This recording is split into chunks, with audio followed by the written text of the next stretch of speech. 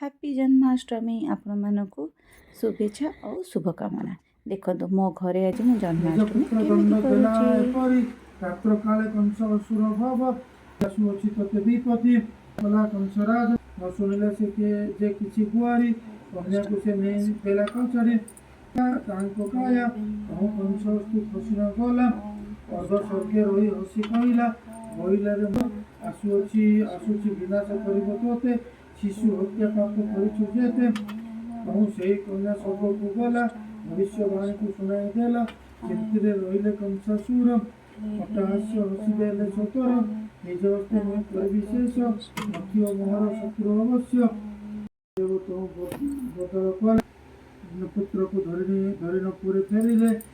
विनाशी शांति लभिवे बंदी घरे आसी प्रवेशी भावे बहुत चार बाण देला पटाई गते शिशुबद्ध बकासुर बधिले मस्तक दलन करिले तार भୟରେ कालंदी पूजे चोर को खांती आनंद से भावे अरूपा रूप देखिले तो केमिति आम घरे कान्हार जन्मदिन मु पालन करे। सेपटे मो स्वामी कृष्ण जन्म कथा पढ़ुले मु से भितर कृष्ण को पूरा अभिषेक करदेला परे सी कौन कहले तुलसी टिके कान्हा को चढ़ई देले मु कान्हा को भी सजासजी करते